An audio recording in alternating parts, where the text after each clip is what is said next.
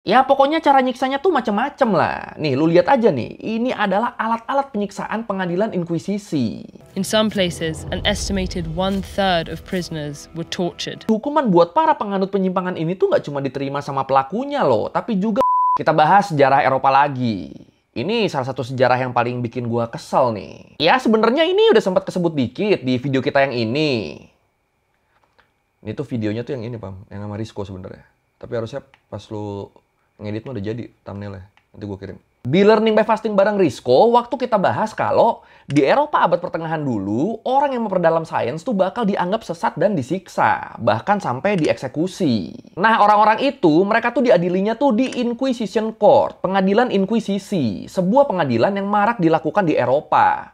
Khususnya di Spanyol di abad pertengahan dengan mengatasnamakan agama Katolik dan gereja. Nah karena waktu itu di Learning by Fasting kita bahasnya cuma selewat kan, makanya sekarang gue mau bahas pengadilan inkuisisi ini lebih detail lagi. Gimana dia bisa muncul, gimana cara mereka nyiksa orang, dan siapa-siapa aja yang mereka siksa. Apalagi sebenarnya niat awal dari didirikannya pengadilan ini tuh kan buat ngatasin masalah penyelewengan keimanan Katolik kan. Awalnya niatnya tuh bagus. Tapi realitanya pengadilan ini tuh malah berubah jadi lembaga yang diskriminatif, menolak keberagaman, dan dimanfaatin buat ngeksekusi orang-orang dengan bermodal suuzon. Termasuk pada akhirnya orang-orang yang mendalami science study. Tapi emang seberapa parah sih pengadilan inkuisisi ini dan seberapa besar pengaruhnya ke kehidupan masyarakat Eropa waktu itu? Ya udah kalau gitu, ayo langsung kita bahas Inquisition Court, pengadilan gereja yang malah dipakai buat mencengkram dan memecah belah di Learning by Googling. Ini sebelum kita bahas separah apa pengadilan inkuisisinya, enaknya kita bahas dulu ya kondisi di Eropa waktu itu. Yang jadi latar belakang munculnya pengadilan gereja ini. Ya kayak yang gue bilang sebelumnya, alasan utama kenapa inkuisisi ini bisa ada tuh kan adalah karena munculnya penyimpangan. Munculnya banyak ajaran bid'ah yang dianggap bertentangan dengan ajaran Katolik di sekitar abad ke-12. Dan salah satu ajaran yang dianggap sesat dan dianggap ancaman sama gereja Katolik adalah ajaran Katarisme. Ajaran apa tuh? Jadi simpelnya banget, Katarisme ini tuh semacam sekte pecahan Kristen yang percaya kalau Tuhan tuh ada dua. Ada Tuhan yang baik, yang mana ini tuh Tuhan yang disebutkan di Perjanjian Baru, sama Tuhan yang jahat. Sosok yang menurut sebagian penganutnya diasosiasikan sama sosok Satan. Iya, jadi kalau menurut kepercayaan orang-orang Qatar, keberadaan baik dan buruk itu bisa ada soalnya Tuhannya tuh ada dua. Soalnya Tuhannya tuh beda. Ada Tuhan yang menciptakan segala sesuatu yang baik, sementara Satan dia nyiptain semua yang buruk. Terus selain dualisme Tuhan, orang-orang Qatar juga percaya sama yang namanya reinkarnasi. Dan kalau dicari backgroundnya, sekte ini sendiri tuh sebenarnya tuh kurang jelas gimana awalnya mereka bisa muncul. Tapi kalau dari konsep keagamaannya, kemungkinan ajaran Katarisme ini adalah gabungan dari beberapa sekte. Kayak ada unsur-unsur dari Bogomil, sama mereka juga punya sistem kepercayaan yang mirip sama ajaran Manichaeisme. Sebuah ajaran yang berkembang di periode kerajaan Sasania. A storm of horror is about to descend on the people. There will be no escape from its vicious web of interrogation, betrayal, torture, condemnation, and death. Nah, kalau menurut Britannica, makin maraknya ajaran yang dianggap sebagai penyimpangan ajaran Katolik di Eropa, kayak ajaran Katarisme tadi, itu akhirnya ngebikin Paus Lucius III ngeluarin bula. Ngeluarin semacam perintah ke keuskupan Katolik di Eropa. Perintah buat tindak tegas para pelaku bid'ah dan penyimpangan iman melalui penyelidikan di wilayah keuskupan masing-masing. Di mana penyelidikan ini dipimpin sama uskup dan uskup agung di wilayah masing-masing. Dan lembaga penyelidikan inilah yang disebut sebagai inkuisisi, atau lebih tepatnya inkuisisi episkopal, inkuisisi yang levelnya di keuskupan. Nah, karena inkuisisi pertama yang diusulin sama Paus Lucius III tuh masih dilaksanainnya di level keuskupan, jadinya pelaksanaannya tuh nggak terpusat dan nggak merata. Ada keuskupan yang laksanain, ada yang enggak. Terus pelaksanaannya juga tuh nggak terstandar, yang ngebikin hukuman yang dikasih buat para penganut yang melenceng itu akhirnya beda-beda di tiap wilayah keuskupannya. Jadi di wilayah A hukumannya begitu, di wilayah B hukumannya begini, bener-bener beda-beda jadinya. Tergantung gimana keuskupannya. Dan setelah sekian lama berjalan, baru di tahun 1227, Paus Gregorius IX ngebikin aturan baru yang ngestandarin tata cara pengadilan inkuisisi ini. Dan dari situ, lembaga inkuisisi ini pun jadi ada di bawah wewenang kepausan. Jadinya udah diatur pusat nih, bukan lagi diatur sama uskup di wilayah masing-masing.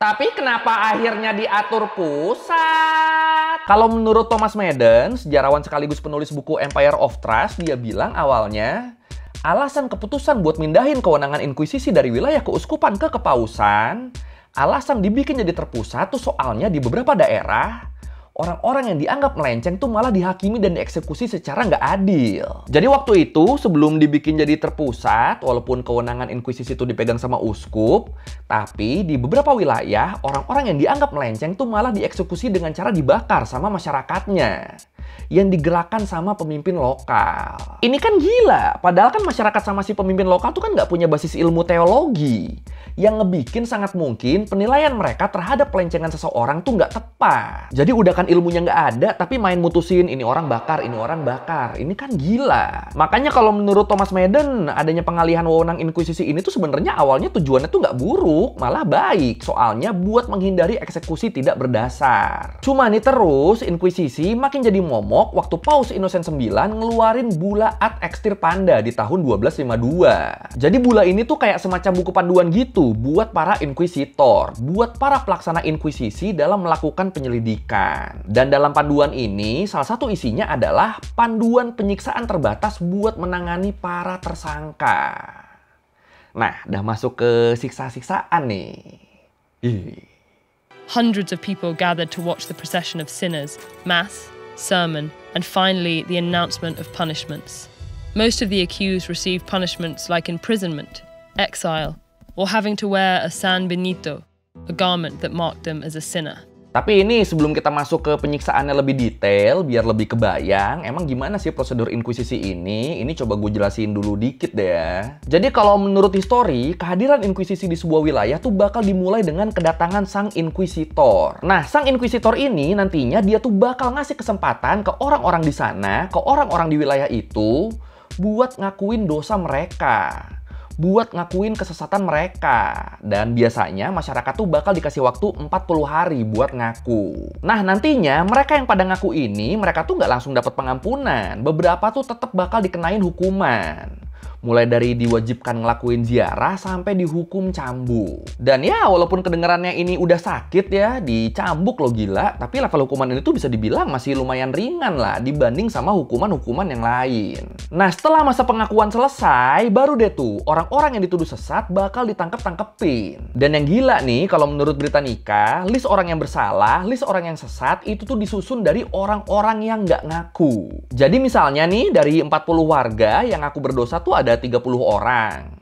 Nah itu yang bakal dicurigain dan ditangkap tuh ya berarti 10 sisanya yang nggak ngaku. Jadi si inkuisitor nih mutusin orang sesat apa enggak itu ngelihat dari dia ngaku apa enggak. Kalau nggak ngaku ya berarti fix tuh sesat tuh. Ini kan gila. Dan yang jadi masalah lagi, tuduhan atau laporan seseorang sesat itu tuh seringkali sifatnya tuh anonim. Jadi si tertuduh tuh nggak bakal tahu yang nuduh dia sesat siapa, dan alasannya pun seringkali nggak jelas dan nggak punya bukti yang kuat. Jadi bisa aja lu nggak suka sama orang, terus lu bikin laporan orang itu melenceng, orang itu sesat, terus dia ditangkap dan lu tetap aman karena laporannya anonim. Itu bisa aja tuh kayak gitu tuh. Dan kalau gini caranya kan ini berarti gampang banget ya buat ngejatuhin orang ya. The Inquisition marked its arrival in each new place with an Edict of Grace. Typically lasting 40 days, the Edict of Grace promised mercy to those who confessed to heresy. After that, the Inquisitors persecuted suspected heretics on the basis of anonymous accusations. Friends turned in friends, neighbors accused neighbors, and even family members reported each other of heresy. Under the Inquisition, people were condemned to live in fear and paranoia for centuries. Bahkan ketika seorang tertuduh dipanggil ke pengadilan, terus dia nggak datang, itu ketidakhadiran dia tuh bisa dijadiin bukti kalau dia udah melakukan kesesatan loh. Kan gila, nggak datang sekali langsung vonis, tok, oh bener nih dia sesat. Makanya akhirnya karena itu, beberapa orang tuh kadang jadi semacam bikin skema buat ngelaporin dirinya sendiri dengan tuduhan yang ringan, biar terhindar dari hukuman berat. Jadi ya daripada nantinya dituduh orang, mending pura-pura ngaku atau ngelaporin diri sendiri aja dengan alasan yang nggak parah. Ya paling-paling apa sih? Paling parah dicambuk kan? Dan kenapa mereka lebih milih dicambuk? Soalnya kalau sampai mereka dituduh ngelakuin kesesatan sama orang dan ternyata tuduhannya parah, itu mereka tuh bakal ditahan berbulan-bulan, bahkan sampai bertahun-tahun. Sampai mereka mau ngakuin kesalahan mereka. Dan selama mereka ditahan itu, buat maksa mereka ngaku, nggak jarang dipakai tuh metode-metode penyiksaan. Ya, lu inget kan Bula ad extirpanda ini, yang isinya tuh panduan buat para inkuisitor ini? Nah, ini tuh di dalamnya tuh termasuk panduan metode penyiksaan. Jadi ada tuh tutorial-tutorial nyiksanya tuh ada. Dan disebut di poin penyiksaan itu tuh ada 2 syarat mutlak yang harus dipatuhi. Poin pertama, penyiksaan yang dilakukan tuh nggak boleh ngebikin nyawa hilang dan anggota badan hilang. Jadi para inkuisitor ini mereka tuh bakal ngelakuin berbagai penyiksaan kejam. Tapi si tertuduh, si yang disiksanya itu nggak boleh sampai kehilangan bagian tubuh, apalagi nyawanya. Dan disebut bentuk siksaan yang dipakai tuh beberapa diantaranya tuh ada yang namanya strapado. Jadi si tertuduh tuh bakal diangkat ke langit-langit gitu sambil tangannya diikat ke belakang.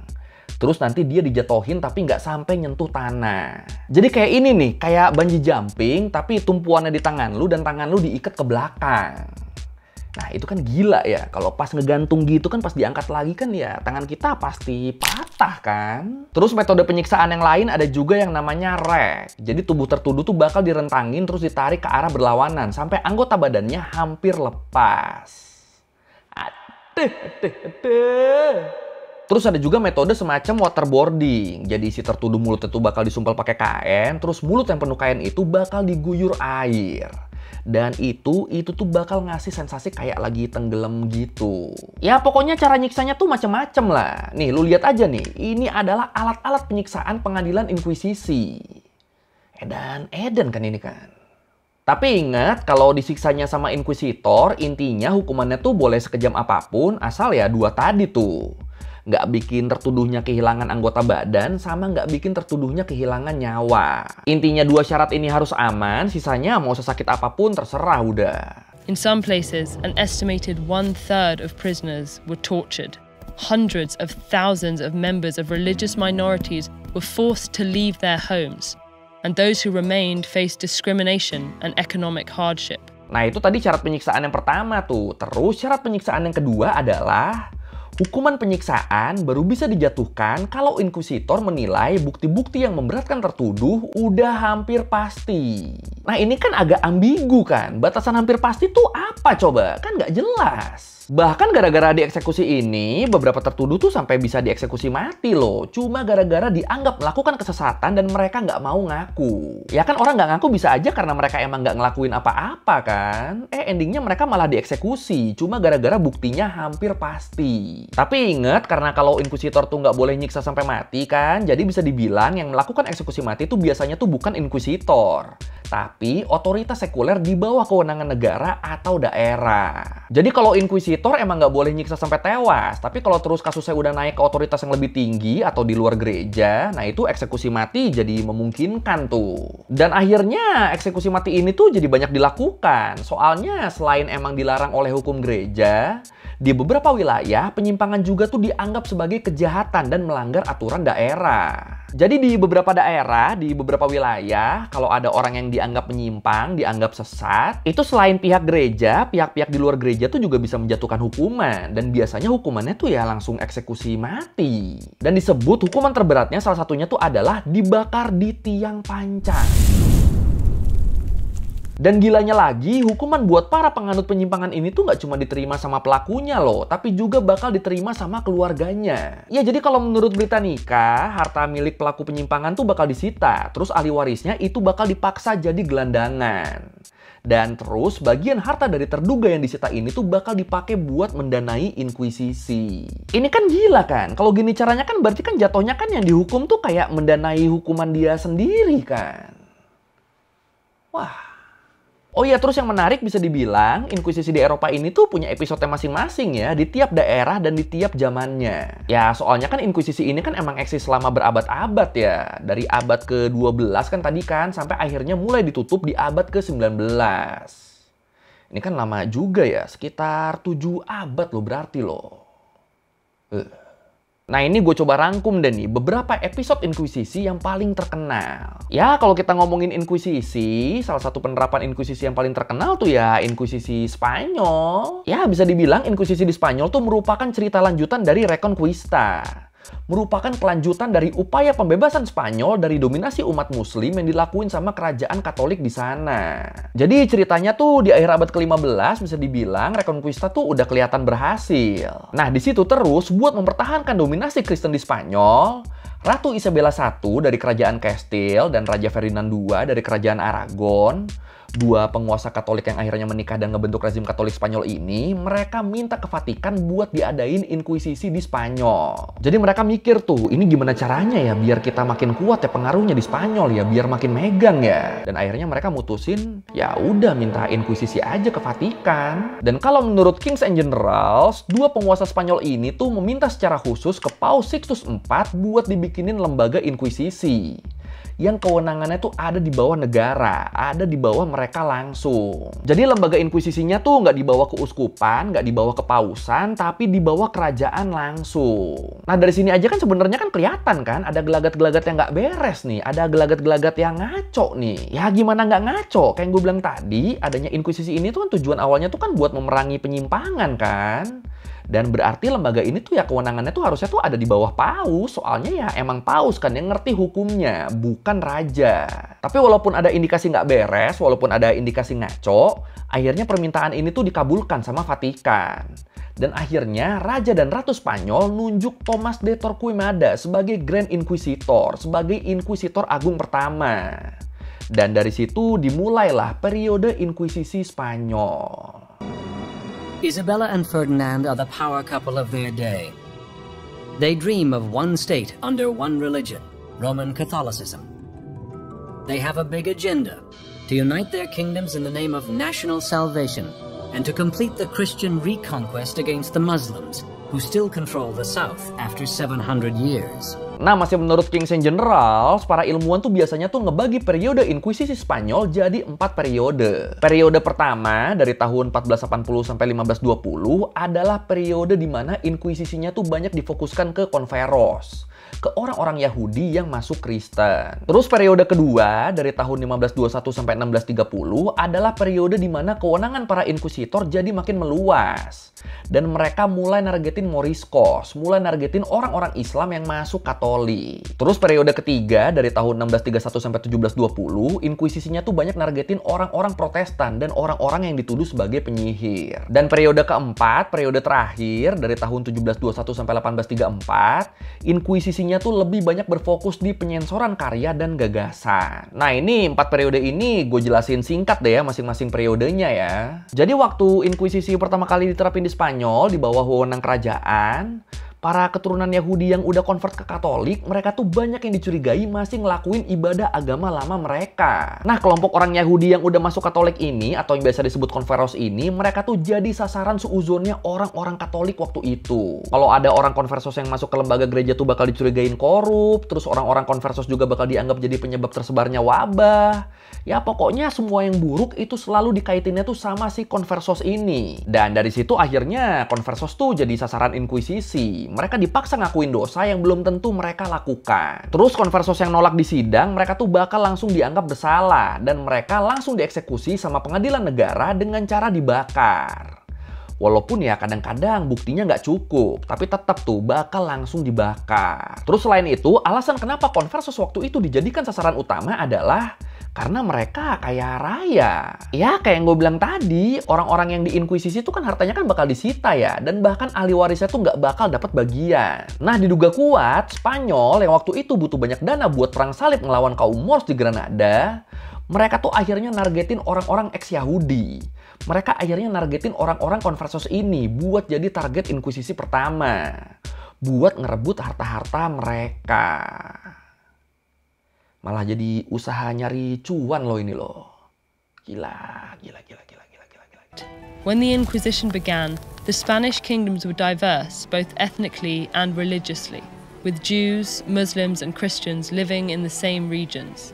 The Inquisition quickly turned its attention to ridding the region of people who were not part of the Catholic Church. Terus setelah menyasar kelompok conversos, setelah menyasar kelompok ex-Yahudi, Inkuisisi Spanyol kemudian berturut-turut nargetin kelompok Islam dan ex-Islam yang biasanya disebut Moriscos. Dan di periode Inkuisisi yang kedua ini tuh motifnya tuh kurang lebih sama ya.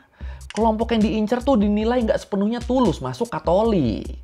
Terus mereka juga dituduh masih nerapin ajaran agama sebelumnya dan mereka dituduh jadi penyebab masalah negara, khususnya masalah ekonomi. Dan akhirnya di periode inkuisisi yang kedua ini terjadi pengusiran besar-besaran kelompok Moriscos dari Spanyol. Dan sebagian dari mereka yang bertahan di Spanyol akhirnya menghadapi pengadilan yang nggak adil dan nggak jarang berakhir dengan dieksekusi.